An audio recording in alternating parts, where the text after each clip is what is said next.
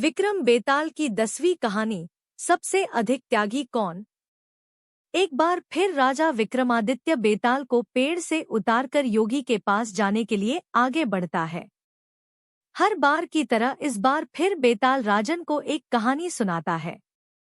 बेताल बताता है कि वीरबाहु नाम का एक राजा था जो छोटे छोटे राज्यों पर राज किया करता था। राजा अनकपुर नामक राजधानी में रहता था। उसी राजधानी में अर्थदत्त नाम का एक व्यापारी भी रहता था, जिसकी मदन सेना नाम की एक बेटी थी। व्यापारी की बेटी अक्सर घूमने के लिए बाग में जाया करती थी। एक दिन एक युवक ने मदन सेना को बाग में देखा और देखता ही रह गया। वो मदन सेना से प्रेम करने लगा था और हर दम उसी के ख्यालों में डूबा रहता था। एक दिन हिम्मत करके युवक बाग में गया। वहां मदन सेना अकेले बैठी थी। उसने नवयुवती को बताया, मेरा नाम धर्म सिंह है और मैं आपकी खूबसूरती पर फिदा हो गया हूँ। व्यापारी के बेटी ने उत्तर दिया, मुझसे तुम दूर रहो, मैं किसी और की अमानत हूँ। धर्म सिंह उसकी बात नहीं सुनता और उससे विवाह का आग्रह करता है।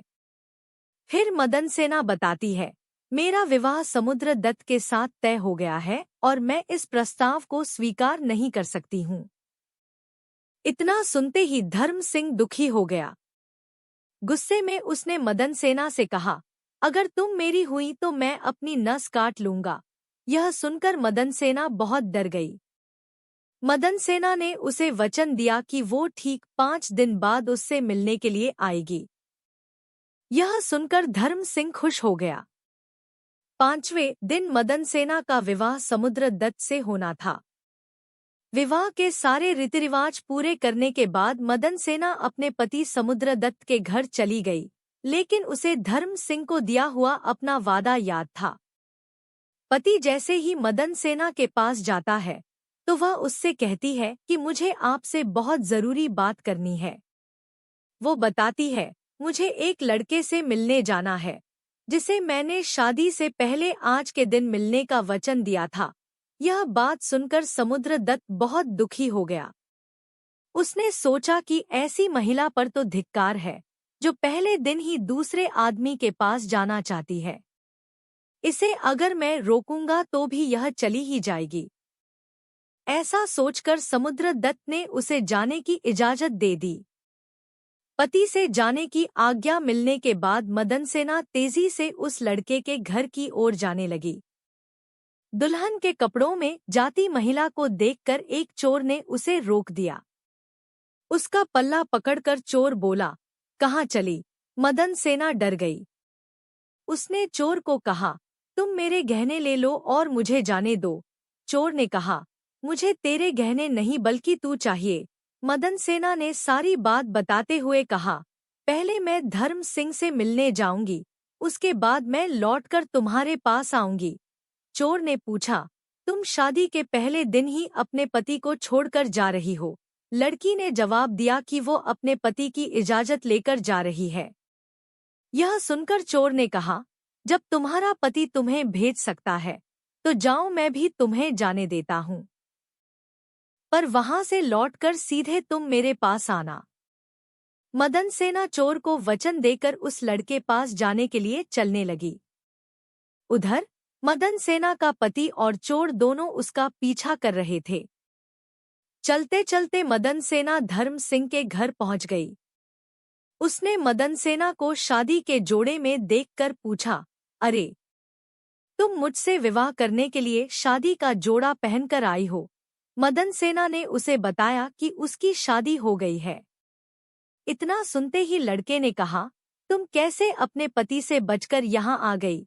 मदन सेना ने उसे सारी बात बता दी कि वो किस तरह अपने पति से इजाजत लेकर आई है। यह सुनते ही धर्म सिंह ने कहा, तुम्हारे पति ने इतने विश्वास के साथ तुम्हें आने दिया है और अब तुम शादी करके किसी और की अमानत बन गई हो। प्रेम तो मैं तुमसे बहुत करता हूँ, लेकिन किसी और की स्त्री को हाथ नहीं लगा सकता। इससे पहले कि कोई तुम्हें देख ले, तुम जाओ अपने पति के पास। चोर और मदन सेना का पति दोनों छुपकर उनकी सारी बातें सुन रहे थे। जैसे ही मदन सेना धर्म सिंह के घर से बाहर निकलती है तो वह दोनों भी अपने अपने रास्ते पर निकल पड़ते हैं।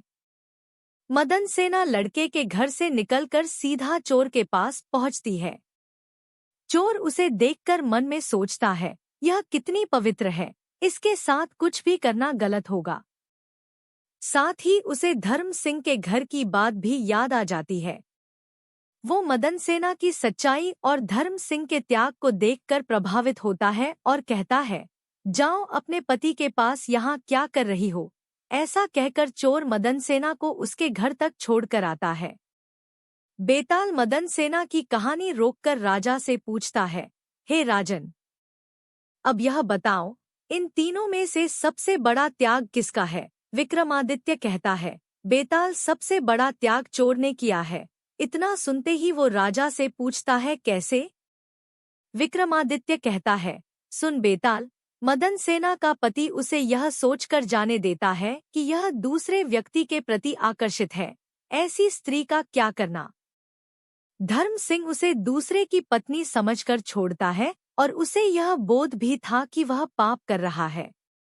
साथ ही इस बात का डर भी रहा होगा कि मदन सेना का पति सुबह होते ही उसे राजा से कहकर दंड न दिलवा दे।